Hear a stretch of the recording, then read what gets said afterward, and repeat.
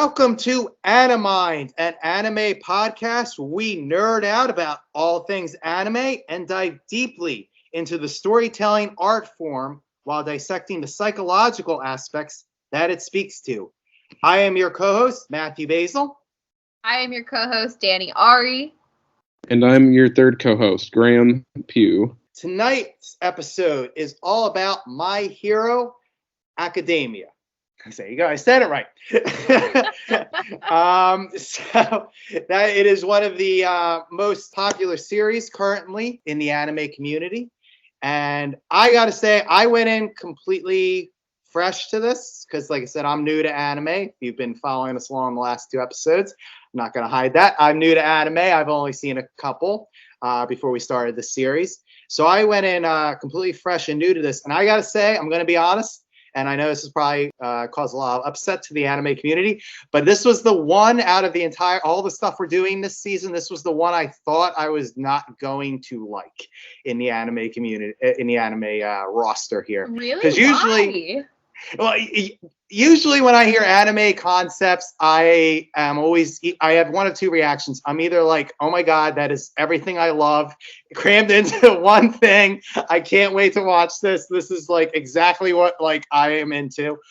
Or I hear the concept and I'm like, why didn't I think of that? I am so upset that I don't get to play in that world. I wish I have thought of that and wrote that story. This one was, all I knew about it was that it was basically a world where superpowers are commonplace, and it's about a boy who doesn't have superpowers, one of the few people that doesn't have superpowers, going to school to try to become a superhero. That to me didn't really interest me because don't get me wrong, I'm into superheroes. I've been into superheroes since I was like 6 years old. But I guess because I've been into superheroes, because I've been a voracious comic book reader for as long as I can remember, there's not much that really excites me anymore about superheroes. In a lot of ways, I like superpowers, but I like, just to kind of say, oh, well, we have a vat of chemicals, or I was born with them. Just kind of usually is like, all right, that's been done. Marvel's done the whole superhero school thing to death.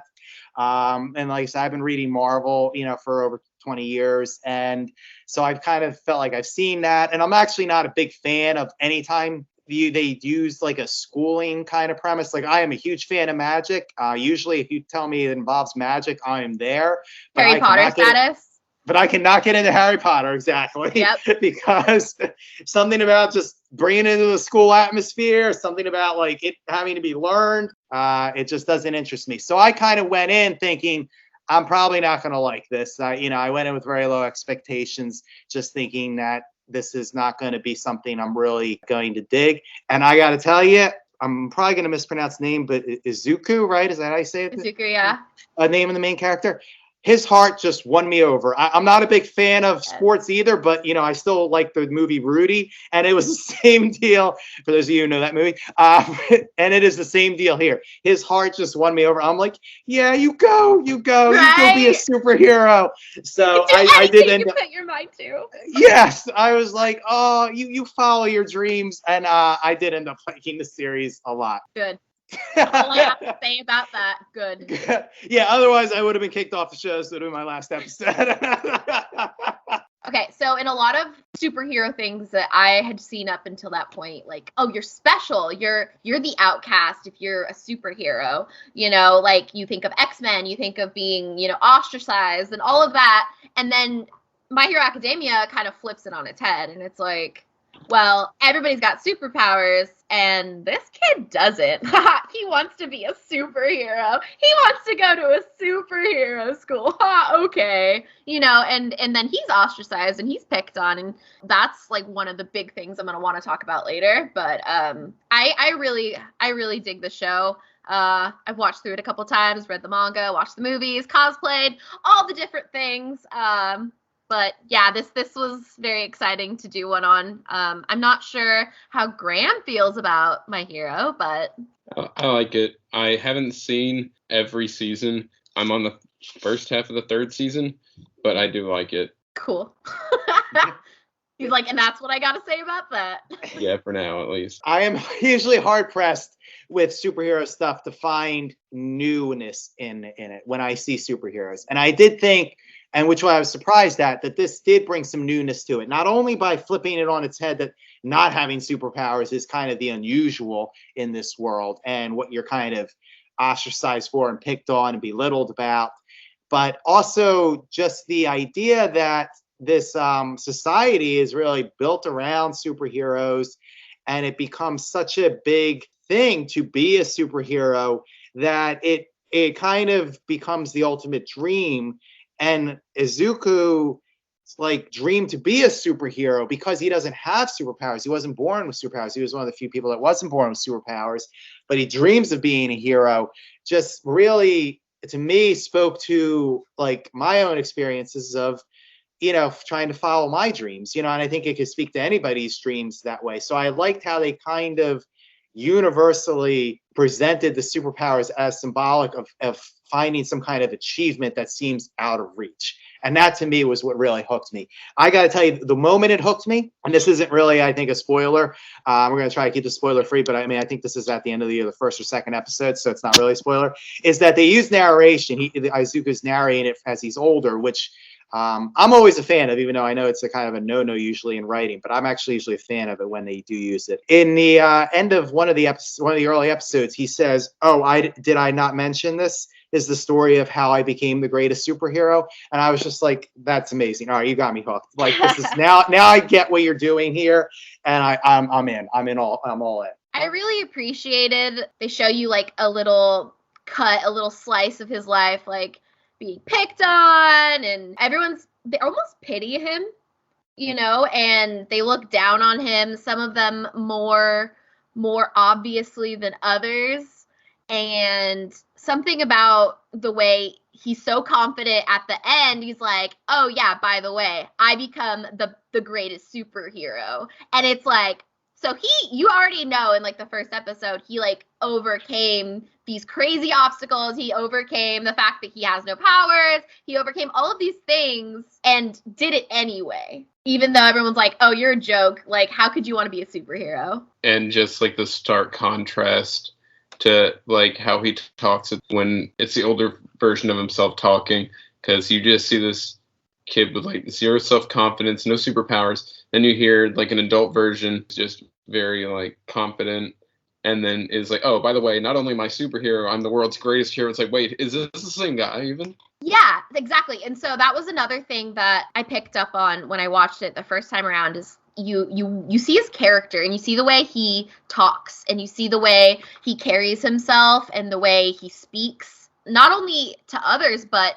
about himself. You know, he's so timid and quiet, and people are picking on him. He's like, "Oh, haha, very funny, guys." You know, just, you know, he takes it. When you hear his voice later, even, you know, at the end of the episode, or even in like one of the next episodes, like a couple down the road, just the contrast between how he holds himself, how he asserts his voice, everything like flips upside down. I feel like if I were watching this, because I was like a weird kid in school. I mean, I'm a weird adult too, but when I was I think we all fall into that category. Right, so right. Yeah. You know, I was this neurodivergent kid and super awkward and stuff. Like, if I were to compare myself then with now, you know, it reminds me how that growth happens over time, and, you know, the steps it takes to get there. And it's not super easy. So it kind of gives you this hope, like, what are the things he had to go through to get to this point, to become so confident, to become so assertive and like proud of who he is.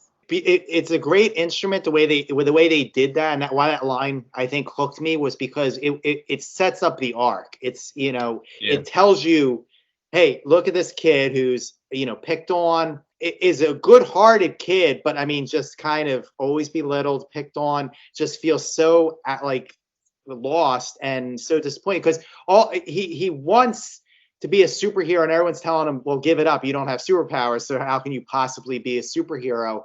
And he just wants somebody to believe in him and say, "Yes, you can be a superhero." And he really searches for that. He searches from his, you know, parents, from doctors, from teachers and peers, and even his idol, So, and even when his idol, tells him basically you can't, he still kind of doubts it almost a little bit because he just has such a strong, heartfelt belief. And then you get this setup that he not only achieves being a superhero, he's better than all the others at the end of the day. And that, to me, is just such a beautiful arc that you were like, okay, even though I know this is where this is essentially going to end, his arc, but I want to see that journey. I'm in for that journey. And that's what hooked me for it. And also, too, like I said, I've read a lot of comic books. I'm a huge fan of Spider-Man. Spider-Man was what got me into comic book reading. And it's the same premise of what I liked about Spider-Man, although we won't go into it because this isn't a Spider-Man podcast, but I have a little bit of complaints about current Spider-Man doing this. But the reason I got into Spider-Man was because the idea, the fact that he was originally so picked on, but he was raised with such good values and all that. So when he got to superpowers, he was more responsible with them, than what other people would be. He understood the gravity of what those powers are, and those are the kind of superheroes that really attract me. To understand the gravity of what their powers are and understand the responsibility to it. Spider-Man's, tagline is with great power comes great responsibility. So those kind of themes really attract me because I think they speak to a lot of things besides just superheroes punching each other in spandex. And I think that is also present here with Izuku because he didn't have powers, because he always wanted to be, because he was such a fan of superheroes and studied them and looked at them and admired them and looked at what their faults were and weaknesses were and what their strengths were and what their, virtues were. He understands the gravity of being a superhero and what it means more. And that's, his character is what will eventually elevate him. Bringing it back for a second to what you said about how he's just looking for someone to like believe in him. Like straight up, there's this, like, I think it's in the first episode, he's, talking to his mom, and this is after he's told like, hey, you don't have powers. And he's like, all she needed to do was say that, I believe in you. And instead she goes, I'm so sorry. And she starts crying. And like, as a kid, I can't even imagine how that would feel. Like, instead of someone believing in you, they're like, oh, well, the doctor said you can't, so you can't. And then having your mom cry about it, like it just makes me think like, oh, I've disappointed my mom, like, and that's gotta be powerful on this little kid's psyche. Like that's gotta suck. And the fact that later on he, like, despite this, he's still obsessed with them. Like, instead of the like seasons later, there's a character who wanted to be a hero, and he was similar to Izuku in the way that he didn't have that support, and he was like, oh, I can never be a hero. People don't believe I can be a hero. But instead of like taking that and making him stronger like Izuku did, he took it down to a dark place, and he becomes a villain, and there's a definite contrast between these two characters, and showing how their childhoods were so similar, and they even like idolize the same people. You could have seen how badly that could have gone, for Izuku's character. And instead he takes it and he studies, like you said, he's like writing down the weaknesses and their powers, like all of their stats. He's like such a fanboy. And it's funny because All Might actually calls him a fanboy. He calls him fanboy for a while there. And I think that's adorable because he's like, oh my gosh, this kid, he's hilarious. He's adorable. And then like there's the type of situation that happens like, oh, he's more than just a fanboy. Like, he really believes in the cause. And it's like a turning point for not only Izuku, but how All Might sees Izuku. And that's, I think, what really rang true for me in this series was, because it is a crushing thing, especially when, when you're a child and your parents, I mean, they're the, the moon, the sun, and the earth. They're everything, when you're a young child to you. That's who you look up to. That's the example. They're the authority. So when they don't support you in what you want to do and what your dream is, I mean, that is humongously crushing. And I think there's, two ways to go with that. And as someone who kind of went both ways, at various points in their own life, you can become resentful and bitter, and you can get a chip on your shoulder. and you can be cruel and you can be very cutthroat and to try to get that dream, to try to prove people wrong, to try to, demand that they notice you and take you seriously. Or you can, do what Izuku did, and, you can just keep believing in yourself and keep striving and keep working towards it and keep trying to find some way that, you can make it work, that you can achieve that despite what everyone else says. I mean, that takes a tremendous amount of inner strength. He's like, oh, I need to apply to this school. I want to be the best. He's like, but I don't have powers. But if I want to hang with the rest of them, if I want to prove myself, I need to work harder. I got to go above and beyond because I don't have powers. So, of course, it's this whole mind over, matter kind of thing. It's interesting to me that you were talking about how, if you don't have the support from your parents, you could be cruel. But then, there's the complete antithesis for him is Bakugo, who has these parents that support him, and he has powers, but he openly is just cruel to Deku, Izuku, Deku is the name that he gave him, which means, useless, I think. I think that alone, the fact that that's his nickname that he was given from who he considers his, only friend, and this only friend is so awful to him, knowing that he doesn't have these powers, knowing that he's working harder to try to be better, and he's like, oh, you can never be like me, so he's cruel even though he has that support. So it's interesting to see that, and it's interesting to see how their dynamic is and changes along the way. There's I could get into a Bakugo conversation for a good hour myself, but to summarize it, he tries to earn his respect. He's constantly searching for this respect from essentially his childhood friend / enemy. He has nothing, frenemy, yeah. But he has nothing to prove, but he feels the need to, because honestly, this whole thing's about believing in yourself, pushing yourself, making yourself better. But of course, he just wants to prove to him that I can be better, I'm going to be better, and I'll beat you too. And of course, Bakugo's like, haha, okay, sure. Yeah, and Baku's an interesting character in and of himself, because he almost could go villain. Oh my God, yeah. That. That's actually brought up later, that they're like, you're so mean. You're a hero. People straight up will walk up to him, little fanboys. They'll be like, sign my Bakugo plushie, or sign my All Might plushie, blah, blah, blah, and he's just he's like, ugh, and he'll be like, get out of my face. And, even with his peers that also have powers, he's like, you guys are just extras. You guys don't belong here. I'm going to be the best. And he's on his high horse. And I think it's pretty clear, at least to me, that he's overcompensating for his own feeling of worthlessness. He feels like he's not good enough. And that's what makes him so mad about Deku, I think. There's a lot to uncover there. Yeah, he's definitely a complex character. Or one way that you could kind of see it is whatever he's compensating for, it's he uses Deku as a measuring stick, oh, well, at least I'm better than him. And then once Deku gets his powers, he's like, well, spoilers, damn. What, episode 1? Yeah, I mean, we're gonna spoil the first 3 episodes for you here. So. All right, I'll give you that. All right, so he gets his power. I was avoiding it, but all right, you got a point. Continue. So it is pretty integral to. True.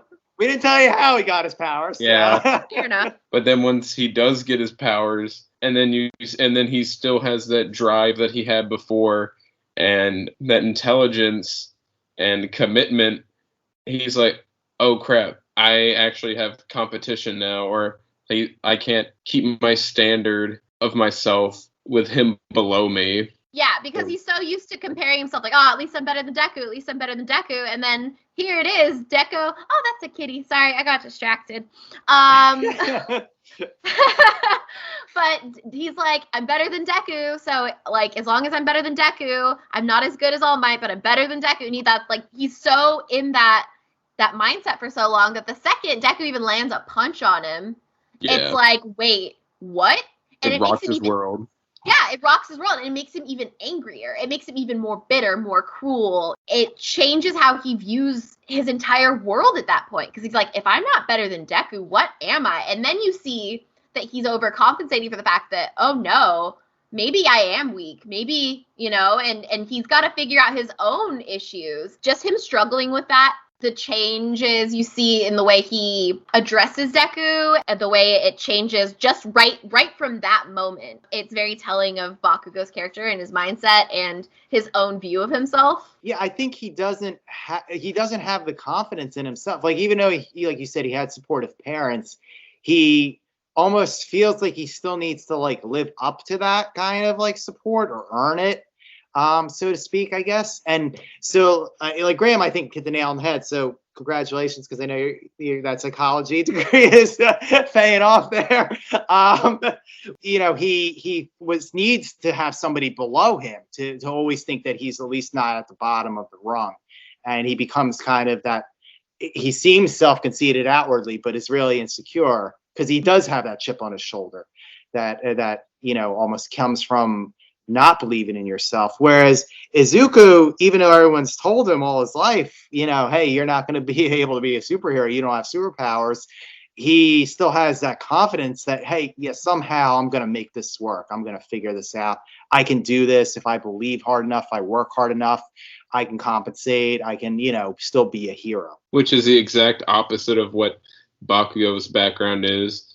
Because not only did Bakugo, he was born with a power, or a quirk, as they're called in the series. But I think it's right when they get into the academy, they're like, oh, you have a really good power. Yours is really good.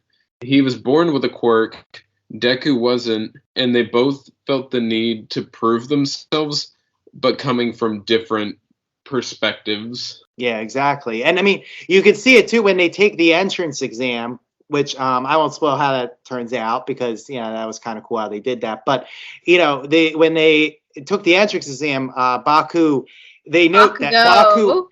I'm sorry. Bakugo, my guy. Bakugo, sorry. See, this is why I have you two here to correct me for these things. So I don't make a fool of myself. They note that he has the highest score without basically the extra points that they get, because there's two categories of points. He only gets to basically taking down enemy points, but he still manages to top everybody else. So that's how good he is and how much he wants it. But he just doesn't have that heart to really kind of have confidence in him. He's still trying to prove himself. So almost, even though he has, like Graham said, he has this great power, he feels like he has to live up to it. And he's still trying, him and Izuku are still both trying to prove themselves, just coming at it from, a different angle, like Graham pointed out, different kind of polar opposite sides of the spectrum. And what I can really appreciate later on in the series is that when you see them and they're forced to be on a team together, or they're forced to work together, they both have different strengths that complement each other so well. So I think it's really ironic that Bakugo's always trying to compare himself to him, and that Izuku's always trying to compare himself to him, when their strengths lie elsewhere. And I feel like we as people do that a lot. Oh wow, she's really pretty, but you're really funny and really smart, and you're not ugly, but what you think is pretty, maybe someone else does it. So your strengths lie elsewhere. Or maybe my best friend, really, really good at math. I could not multiply anything to save my life unless I had paper in front of me. But I'm good at English. For college, he'll send me, he's like, can you proofread this for me? I got my degree in writing. So we complement each other, and I'll be like, oh man, I'm trying to map this out in my head for a trip I'm taking, and I need to make sure I have the gas or whatever, and he's like, oh, that's take 5 seconds. And he just maps it out. Okay, I haven't seen all the way to the end of what's out, and I haven't read all the manga, but I feel like if they were to become partners, or if they were to become friends at some point, at least tolerate each other in a healthy way, that they would make each other more powerful in the end because of their strengths, and because they are so well aligned. like the whole, we've talked about this, I think in almost every episode now, yin and yang. Yeah, I was about to say, I mean, this goes back to our premiere episode too, where we talked about how everybody has unique gifts and talents. Everyone's a unique, person. And with that uniqueness isn't necessarily, it makes, us different. We all have different strengths and different weaknesses. And when they can come together, when people can come together and use those strengths and cover each other's weaknesses, people can be so much stronger. Like, I mean, I went to filmmaking school. I've been on a lot of film shoots and different creative collaborations. And I can tell you, I mean, the best ones is when the people kind of check their ego at the door, know what their strengths are, know what they're not good at, and stick to that strength, and let the other people stick to their strengths and support each other as, you're moving through it. The greatest probably film project I had, I mean, we had a huge crew and there was no other choice but that. Everyone wanted the top positions when they were picking positions before we went in. But then, there were so many people and it was so fast paced that everyone just kind of had to fall into what they were good at. And it came out beautiful because everyone just stuck to what they were good at. Everyone supported each other. Everyone pitched in. And that's, I think, like you said, just makes for a stronger unit throughout the world, no matter, like you said, the perfect example with you and your friend, the math and the English. So you guys balance each other. Because that's the way the world works. Karma, yes. You give and you take it. Everything will balance out in the end, Right. So kind of the life lesson here, just off the bat, just with their relationship, is, to not be jealous or, try to compare yourself to somebody else because, you have some strengths and that someone doesn't have, and you have some weaknesses that someone doesn't have, and you have stuff to offer. So don't worry that the fact that you can't offer everything or you're not offering the same thing someone else is, because you certainly have something that they don't have that you do have. And so that's what you bring forth and offer. It's just a matter of finding it. And I think that was the journey, for at least in the context of their relationship, that they took to find how they could balance each other, and that they could still be both great superheroes if they kind of allowed their strengths to shine and relied on each other. Yeah, and I think that's gonna be where Bakugo struggles the most, because he's so used to looking down on Izuku that I don't need him for anything. I'm great all on my own. Like, showing that weakness, I think, is, well, as human beings, showing weakness it's difficult, and it takes a lot of confidence to be able to blatantly give your weaknesses to somebody. And that level of confidence, Bakugo, I don't think has, so it makes it so difficult. And then he overcompensates some more and he gets angrier, and it's just kind of this toxic cycle with him. And it's just, I love Bakugo's character just because he's so complex, and as a writer, I enjoy that. Like, that is my bread and butter. Like, give me this character and let me see how they break. I want to see their weaknesses, and I want to exploit them, and I want to see them grow from that, and I think he's a perfect character. And while, of course, I haven't seen the whole thing, it's not done, there's still a lot of growing he does, even without reaching these character goals you want for him, to grow into. He still makes good strides, and you see him fighting it. Like, it's very clear the way they've written and drawn everything out that you can see the hardship. You can see how he struggles with, even taking Izuku's hand, like let me help you out, or I need help in whatever context, like just showing that weakness or showing that generosity, whether it's one or the other, that struggle of having either being in a collaborative with someone that he looks down on. And that's one thing that I think it's pointed out like a few times, I think, in the series, is some of the older, more experienced heroes are like, hey, Bakugo, you've got really good powers, and you are like smart in like the heat of the moment, and like being able to react quickly and intelligently. But dude, you are awful at teamwork, because he's like, I can handle it on my own. And he just kind of pushes his way past everyone to try and knock it out on his own. That's one area where like Deku is really good. He's very collaborative. He's good at leading, and working with others. That's to strengthen that contrast even more between them. If you or someone you know is listening to this podcast right now and you're struggling with suicide, addiction, self-harm, or depression, we encourage you guys to please reach out. This is the heartbeat of why we do what we do. Suicide is currently the 10th leading cause of death in the United States, and as of this recording, there are 132 suicides that take place each and every day on American soil. And when you scale back internationally, there are 800,000 successful suicides. That is one death roughly every 40 seconds. So if you or someone you know is struggling, you guys can go to victimsandvillains.net/hope. That resource is going to be right in the description wherever you guys are currently listening or streaming this. There you'll find resources that include the National Suicide Lifeline, which is 1-800-273-8255. You can also text HELP to 741-741. We also have a plethora of other resources, including churches, getting connected with counselors, LGBT resources like the Trevor Project, and also veteran hotline as well.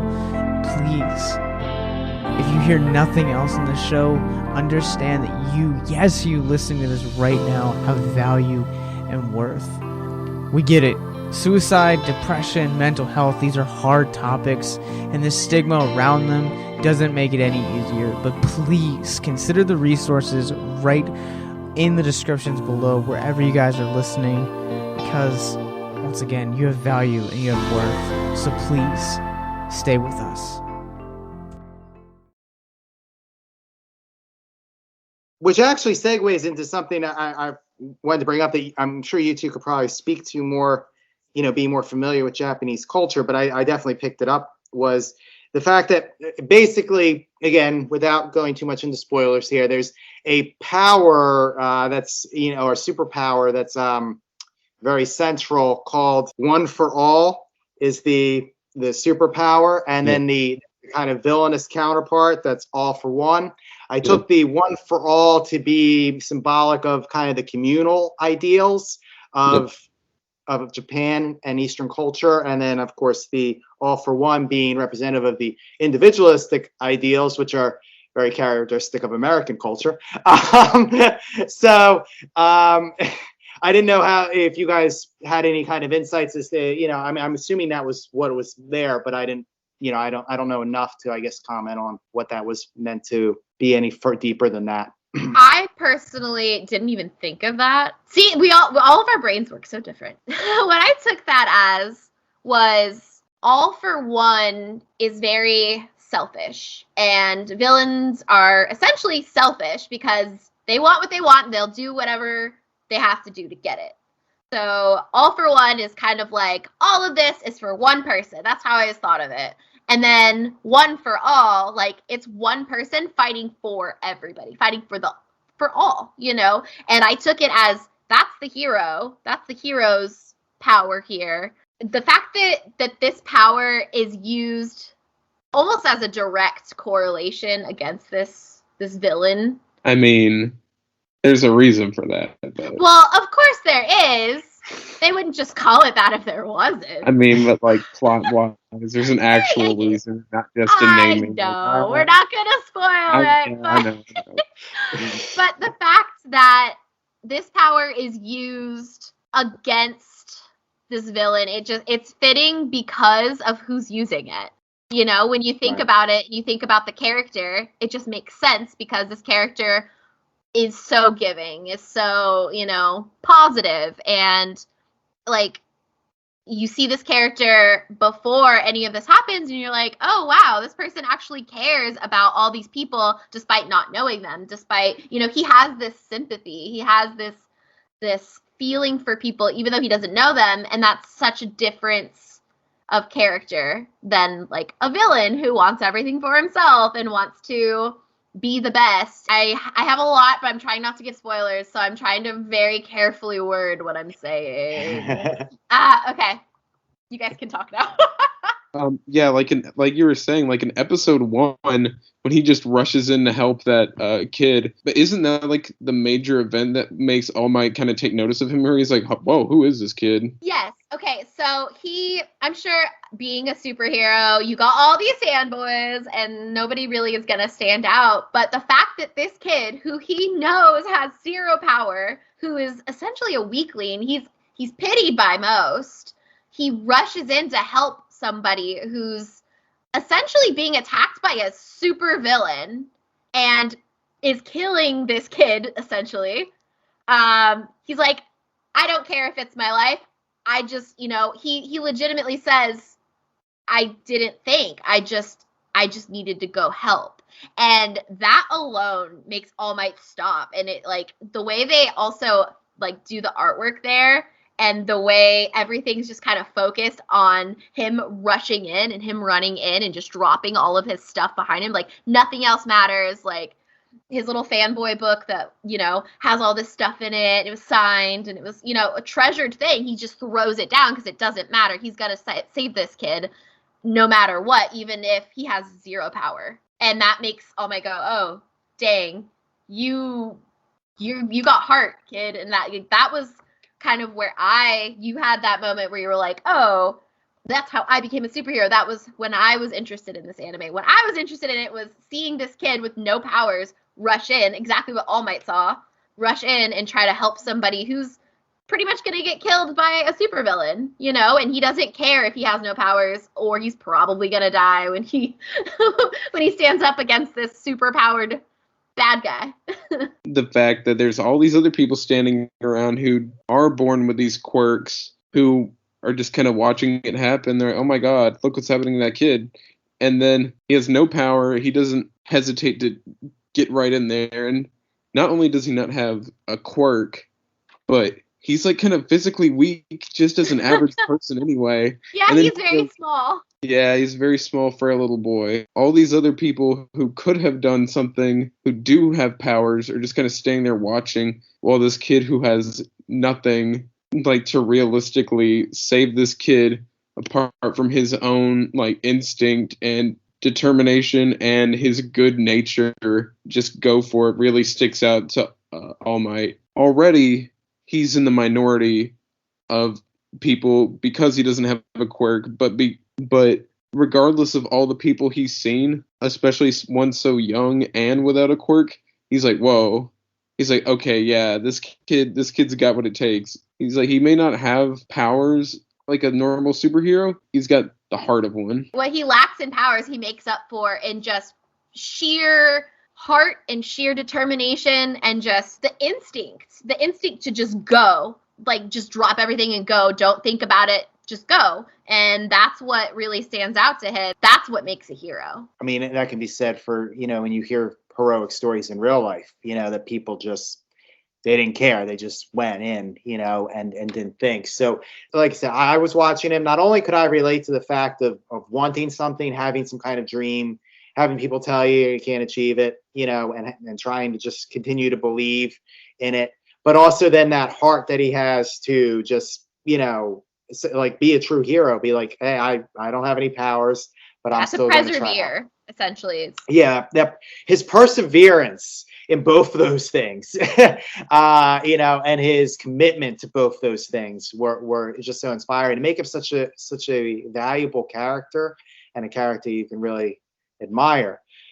Speaking of another character we brought up, I have a question for you two as anime experts here. All Might we brought up. Why does he look so freaky? And I'm going to talk in both forms, but I think he actually looks more freaky in his superhero form, like with the black eyes and the smile that he always wears. Like, if I saw this guy, I'd be crossing to the other side of the street. And he's like the superhero that everybody looks up to. And I'm like, is that like a cultural anime thing? I actually have no answer for this, but I just wanted, because I know that he's probably going to be able to answer it.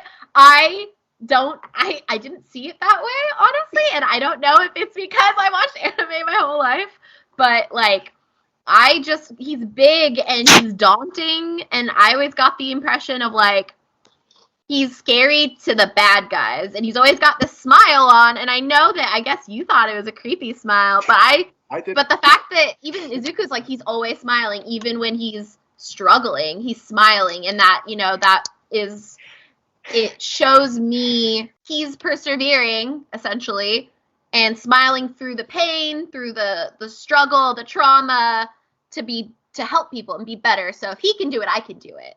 And I feel like that's where the smile part comes in. I don't know about the eyes. I honestly don't.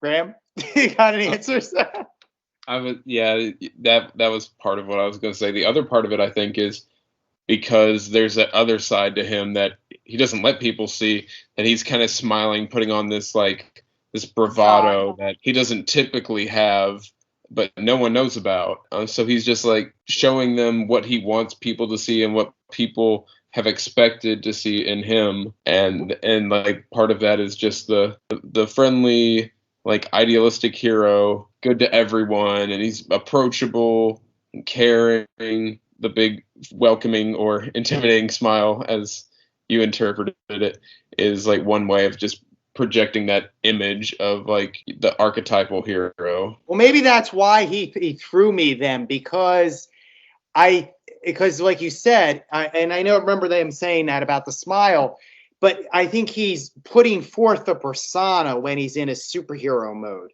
Yeah. I don't want to get too much into it, for spoilers, but he's putting forth a fake persona when he's in a superhero mode, because the smile is, yes, to show that, hey, everything's under control, truth, justice, whatever. I am here. I'm going to put the smile on, even though, and the eyes are black, because that's especially unusual, I think, for anime, from my understanding. But usually when eyes are black, that means you can't see into someone's soul. You can't see what's really there. I have to say that.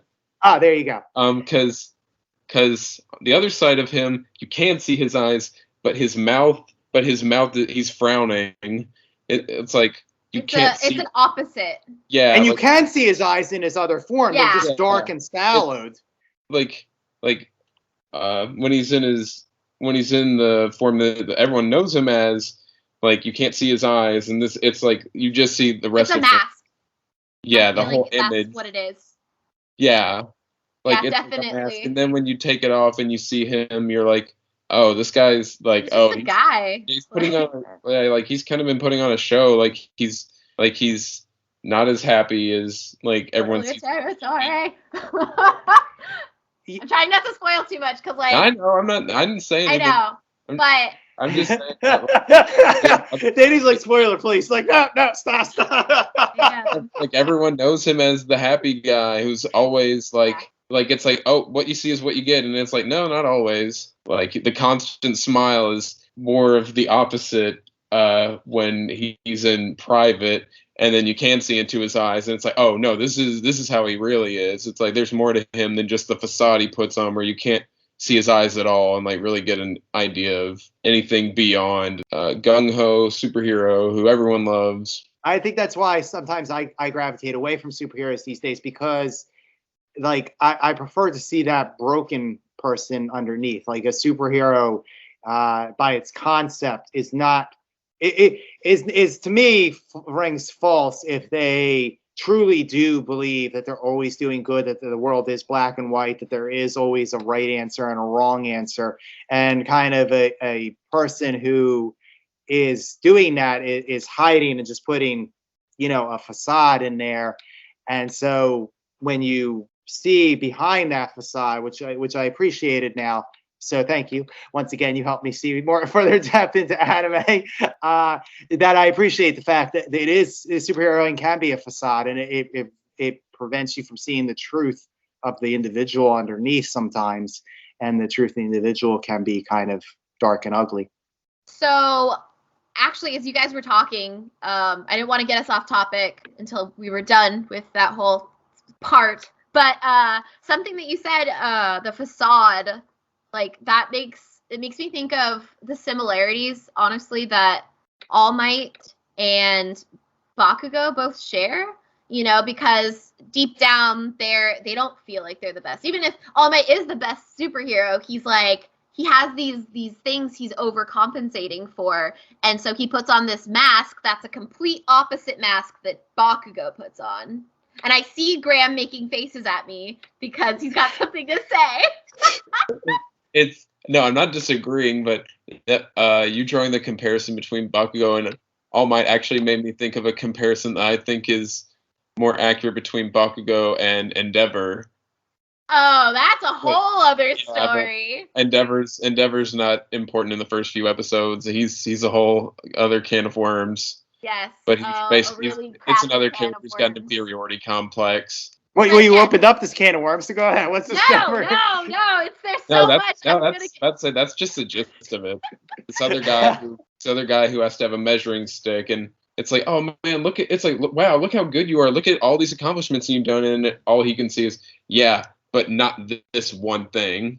It's this one thing. Dude, you're one of the best. You're literally the number two hero out there, like behind All Might. He's like, yeah, but All Might.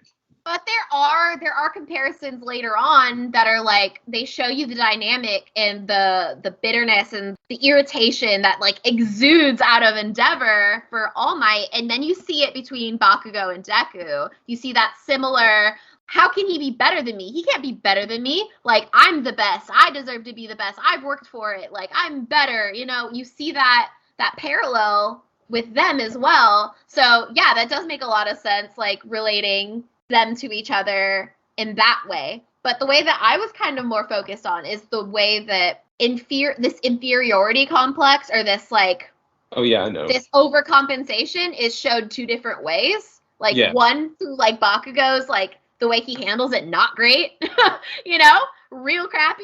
And then there's, you know, I wouldn't say that it's a healthy way to handle it the way that All Might's handling it, but he feels this pressure that, oh, all eyes are on him and he can't show weakness because of that. Not because he thinks he's better than everyone, but because, like, I want to be this symbol. It's just interesting to think about how things are portrayed differently depending on the difference of position, of power. All Might's already number one. He's not trying to be number one. He's trying to remain the symbol of hope for people, and the strength for everyone. He knows that people need it, so it's like, I got to keep it up. That pressure, definitely. And it's an unrealistic pressure. I mean, if we're gonna start delving in and looking at this as a real life mirror and everything like that, it's an unrealistic pressure. I mean, it's destroying him in a way in the series, but it's an unrealistic pressure in general too, to feel that you have to show perfection. There are weaknesses, and that's, I think, why, like I said, the superhero, I mean, and you've seen the involvement of that in superheroes in comics, you know, such as Superman and Batman and stuff like that, and Spider-Man. But because when like I said, I grew up on superheroes, and to me, to segue out of anime temporarily to make a point here, the greatest, one of the greatest, or the greatest storyline in comic books, in my opinion, was the storyline of the death of Gwen Stacy in Spider-Man, which is an older storyline where basically Spider-Man's girlfriend dies in a battle with his arch nemesis. And the whole reason that to me is such a big storyline, and it changed what comics was because the hero didn't save the girl. The story was written in like the early, I think, 70s. So, I mean, at that time, it was still, superheroes save the girls from the railroad tracks or falling off a skyscraper or, whatever. That's the whole role of a superhero. And superheroes can fail. And in that story, Spider-Man failed. He lost. He didn't succeed in what he was trying to do. And I think makes for an interesting superhero, because that's what's reflective of real life. We are going to fail. We are going to mess up. We are not perfect. And when we try to put on a perfect persona, it's fake. You see this idealistic version that both Bakugo and Deku have of All Might. And then you get to know All Might. And then you see behind that mask, you see behind that persona that he takes on for the public. And you see that this is unhealthy. This isn't a good coping mechanism. Like, it's definitely different than the way Bakugo handles things, but it doesn't make it healthy. Taking its toll on his mind and his body, and it's so much. You've got to think about it at, like, real life way. Like you were saying, you can't just take on all these expectations and expect to be perfect, because not even the number one superhero in this show is perfect. He's got his own crosses to bear. He's got his own dark corners of not only his mind, but of his past. He's got these things he's still working through, these things that he still has fear of, and things that he doesn't show the public because he's keeping them all locked away and, I guess, protected from. He's protecting the world from seeing this because he wants to be this vision of hope for them. He doesn't really show that weakness. It's kind of deep when you think about it. Yeah, well, once again, as we've said pretty much every episode, and I always will harp on to anyone who will listen, is that that's why one of the reasons why I was always attracted to anime, wanted to get into it, because I just felt that even though these are cartoons, a lot of anime is a lot of sci-fi fantasy and magic and a lot of otherworldly things. There's a lot of really deep worldly emotions and things that are going on in these stories that can be related to real life issues and real life struggles that people have. I think that's why it has such a strong fan base, because it speaks so much to people who feel ostracized, people who feel, pressured to be something that they're not, or people just need, some kind of escapism. And I think that's why anime is so popular, and that's at least what drew me into it. And I think even, like I said, a show like this that really could have gone just corny superheroes, just battling, punching supervillains, stuff that we see in superheroes all the time. Then they decide to take it a little more deeper. They decide to kind of explore superheroes. It may not be quite as heavy as something like Watchmen, but oh my god, right? Existential crisis mode activated. Right. Anything, or just any superhero story by Alan Moore in general. Yeah, fair enough. Exactly. We're not in Alan Moore territory here, but yeah. I think we're still looking at things deeper, and we're still looking at superheroes as an allegory for what it means to, try to be a good person in the world, that when you have flaws, when you have things you want to accomplish. How would you guys like to help us get mental health resources into schools, conventions, and other events? Well, now you can. Simply go to patreon.com/victims and villains for as little as $1 a month. You guys can help us get mental health resources into current and upcoming generations, educate and break down stigma surrounding mental health, suicide, and depression. And you get exclusive content that you can't get anywhere else. And you guys can tell us which Nicolas Cage movie you want us to cover, and we'll do it. All it takes to get started is to go to patreon.com/victims and villains, or simply click the link in the episode description wherever you guys are currently listening or streaming this episode. Pick your tier and get started today. Yes, it's that simple. So quickly select the tier that you want and help us get hope into the hands of the depressed and the suicidal today.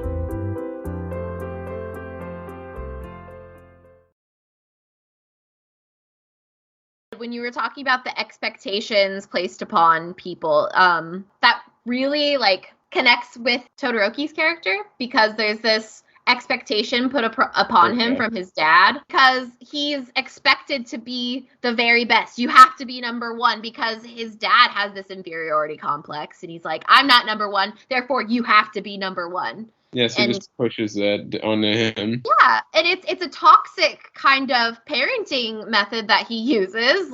You learn way more later about how bad it actually is. But Todoroki has this pressure to be the best and be number one. His dad expects him to be perfect, and I think a lot of people can relate with parents wanting you to be perfect, wanting you to be the best, and not all of us are going to have these parents that are so empathetic, because you see the two different polar opposites. You see Deku's mom, who's too empathetic, and she's too, she feels bad, and she doesn't push him because of it, because she's like, I feel bad. I don't want to push you to do something that you can't do.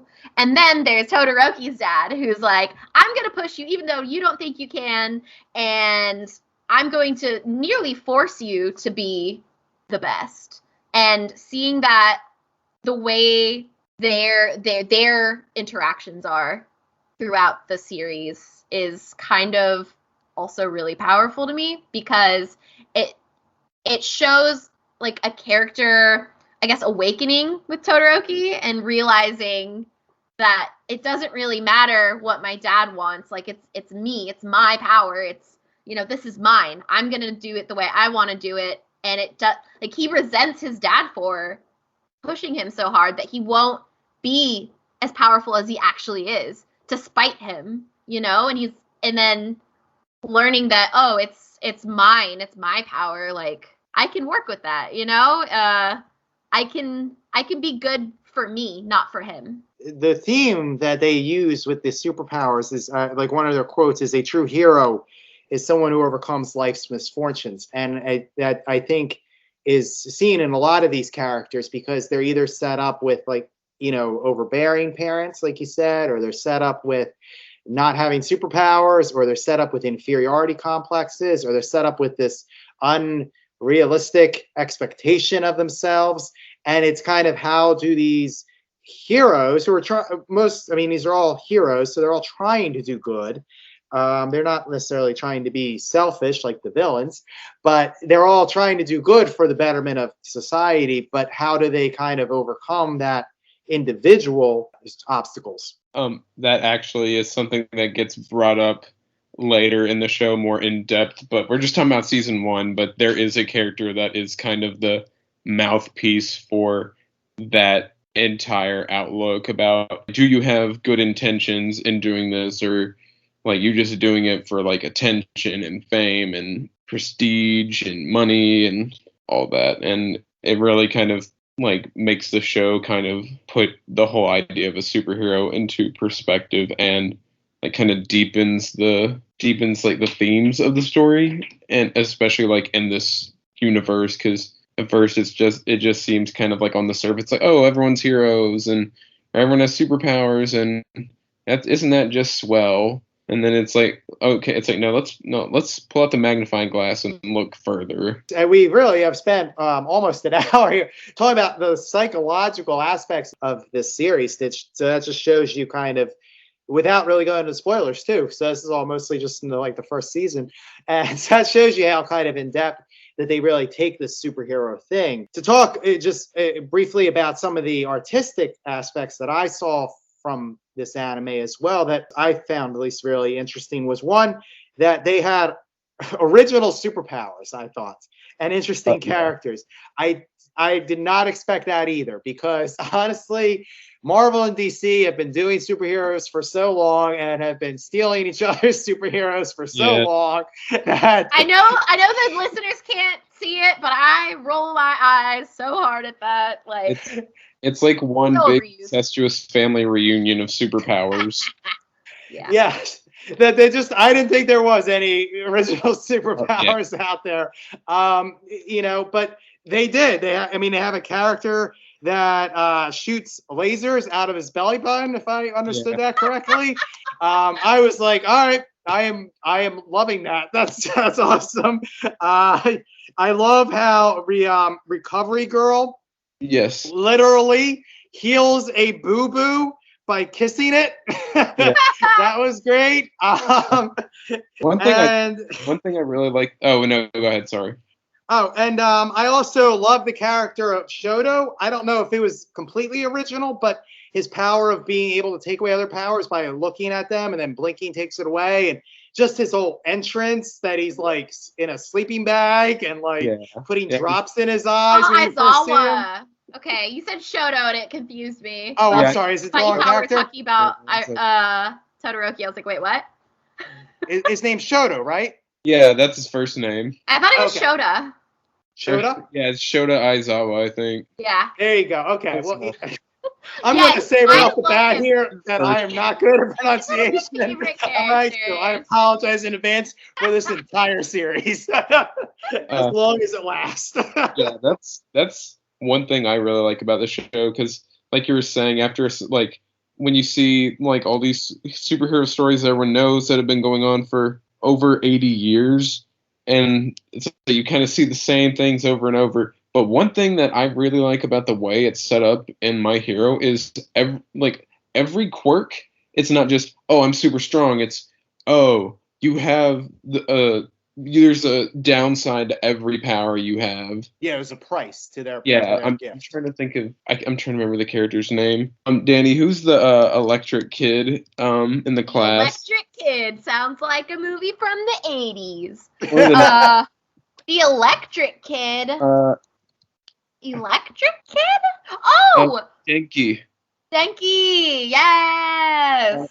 I think if he so funny. I think if he overextends himself, or he does it for too long, or the voltage is too high, he like short circuits his brain. Like he literally short circuits his brain for a little bit, and he's just like a doofus. There's a lot of characters in the class who don't get as much attention as I like. Because there's so many in this show. I mean, for those of you who haven't seen the show, I mean, there's just so many superheroes. And like I said, there are some that have like, I mean, I know there's I forget the one character who's like a frog girl. Oh, Froggy! Oh god, she gets so much attention later. I have There her you go. cosplay. That's one of the characters you cosplayed? No, I have her cosplay. I just haven't worn it. Oh, you haven't yet. Oh no, I was thinking of another one that you had done. Never mind.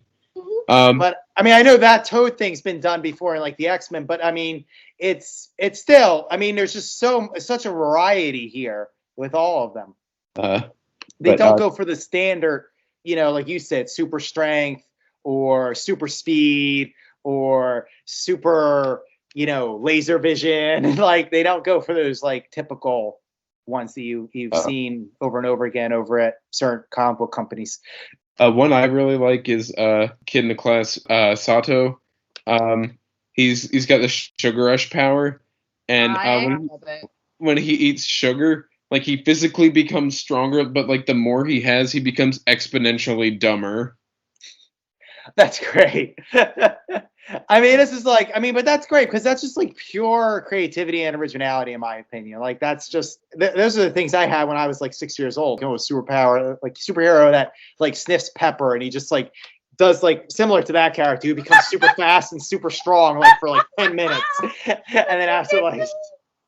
Yeah, I mean, I was like, came up with like 6 years old. But like if that was in My Hero, it would be like, oh, he sniffs pepper and then he's really fast for 5 minutes, but then like 5 minutes later he can't stop sneezing like repeatedly for like 2 minutes.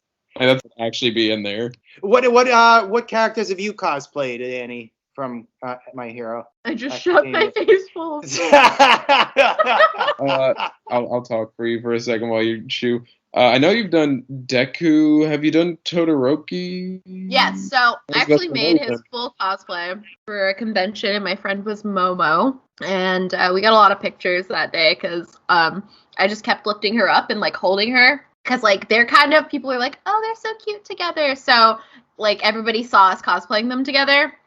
Anyway, yeah, so I've done like casual pics of like Tsuyu, and I'm remembering all of the hero names, and I'm like, Earphone Jack Girl, Jiro, yeah, Jiro, who I love, best girl.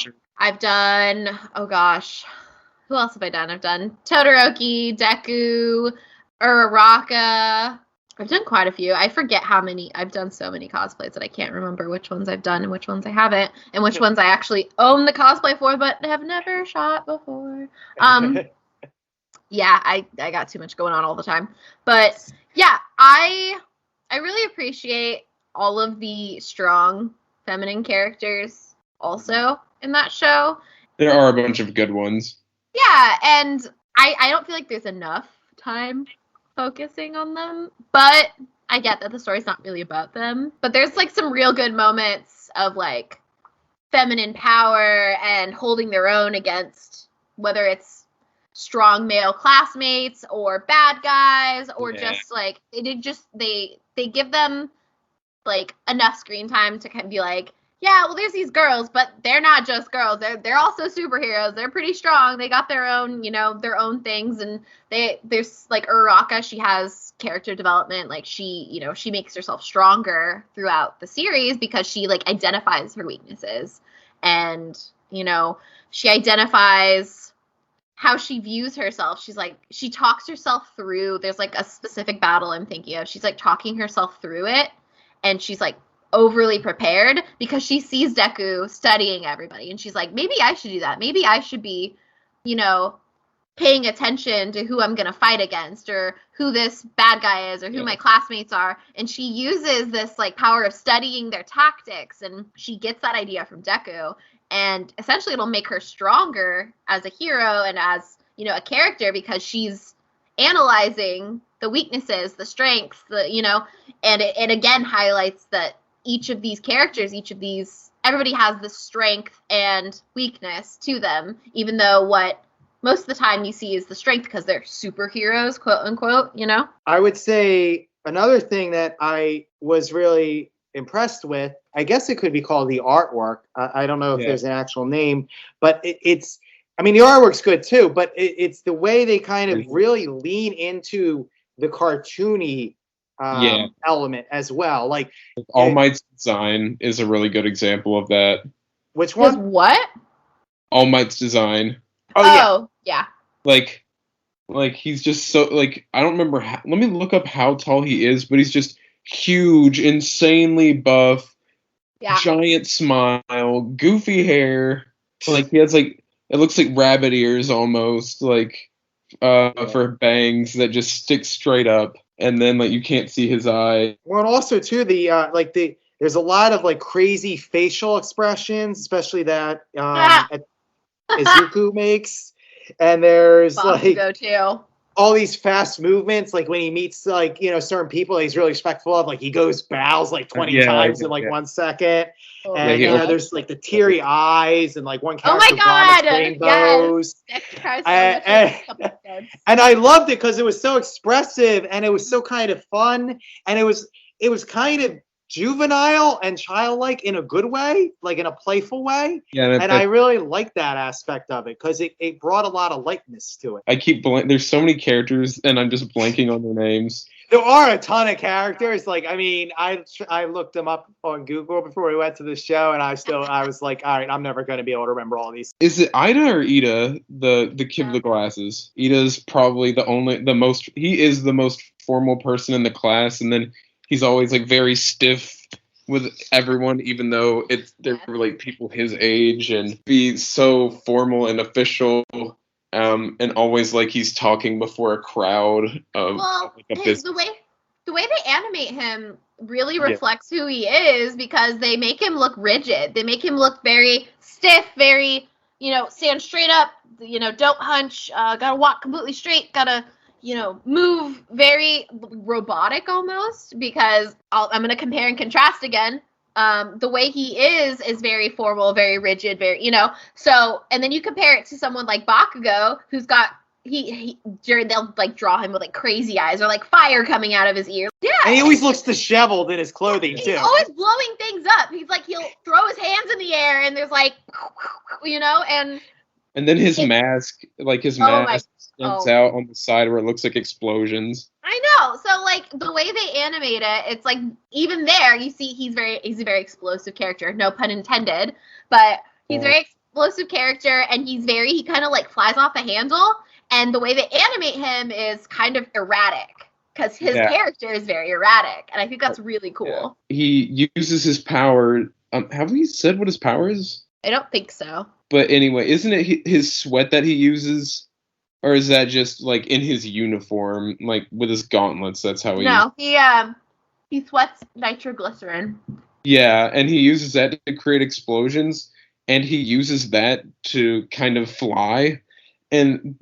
But because he has to use explosions to do it, it's like he does it in bursts, so it is very just kind of, like, explosive, like, literally, but it's like boom, boom, boom, boom, boom, boom, and not smooth, it's erratic. Yeah, it's all over the place. It's great. Yeah, their powers kind of, I think, reflect their personalities in a way. I mean, when you look at them all, I mean, again, there's so many characters. I don't know if that holds true for every single one, because I would have to go through the list. For a decent amount, I think it does. Yeah. But for a decent amount, yeah. I mean, including Izuku, because, you know, I don't want to spoil first twist, I guess, of the series. But even his power is very reflective of who he is. Like I said, that's why there's so much care brought into this when you look at it again from a story that really could have just been just people in tight spandex punching each other and blowing stuff up, and you probably would have still had a decent show on your hands. But I think that's what people gravitate towards is that don't get me wrong, but it also has so much more depth to it as well. Yeah, I think that pretty much covers My Hero Academia, unless you two have anything else. Without going too far in to spoiler territory, I think that's as far as I can get. Yeah. Definitely, because there's a lot to talk about. That just shows you like how much is going on. Like that's a lot that we said, and that's not even going into spoiler territory. Like you said, there's just so much to unpack between the characters, their interactions, their dynamics. There's just you can keep going, and that's one of the reasons I wanted to do My Heroes, because it might be popular, and I've had people who are like, oh, it's a popular one, I don't know, I think it's too hyped up, but then they watch it and they're like, oh, it's not what I expected it to be. Kind of like how you going into it was like, I don't know, it's been overdone, and like it's so original in the way it's done. I really like it. Yeah, we really just, for those of you who haven't, or who are like me, a week ago and knew nothing about this series aside from the general premise, we really did not spoil anything. I think what we talked about, is covered in like the first 4 episodes, and we even left some stuff out of those 4 episodes that are really nice surprises. Oh yeah, definitely. All right, so that will, I think, wrap it up for us for this episode. If you want to add to the conversation, have any feedback, comments, you can email us at animindpodcast@gmail.com. If you want us to cover an anime series or movie that's really near and dear to you, that maybe is not as popular, and you want to get some exposure, you can also email us suggestions at animindpodcast@gmail.com. And next week will be episode 5, and we will be covering Ghost in the Shell, the 1995 version, which is, I believe, the original version. Yeah, it was based on a manga. That was the first movie. They've had several movies, and then they had a TV series. They made a live action. Like, there's a lot going on with that, but we're just gonna focus on that first one. Yeah, but that's live action. That's not anime. It just happens to have the same name. Exactly. So we'll be focusing on what started all, the 1995 Ghost in the Shell movie. And we got to do a good job because Captain Nostalgia, that he is not a fan, Captain Nostalgia, who runs Victims and Villains, he is not a fan of anime, but he does watch Ghost in the Shell every year. So he will definitely probably be listening to that episode, and we should do a good job covering that for him. If he wanted to, he could make a guest appearance. Yeah, we could try talking him into that. We'll see. Where can our listeners find you? They can find me on Instagram at Kittens and Caffeine. That's my cosplay page. If you guys want to follow me for just dumb video game stuff or anime stuff, you can follow me on Twitter at MadShellfish2. Cool. And as for me, you can find my writing on the website human1nature.blogspot.com, and that's the numeral 1. If you want to check out our parent company, Victims and Villains, I highly recommend it. They can be found over at victimsandvillains.net. There on their website, you can find their links to their Facebook account, their Twitter account, their Instagram account, as well as their Twitch and YouTube pages. Victimsandvillains.net also has movie resources, movie reviews, podcasts, such as the one that you're currently listening to. And most importantly, it also has a mental health resource library, an extensive mental health resource library, in case you are in need of some mental health support or know of somebody who is. That's what we're all about here at Victims and Villains. That's why we're doing podcasts like this one, to help promote awareness of mental health issues, to help you know you're not alone out there if you're struggling, help break the stigma so you don't have to feel ashamed or feel like you have to hide it. So that will do it for this episode of Animind, an anime podcast. Until next time, keep both your mental health and anime on the mind.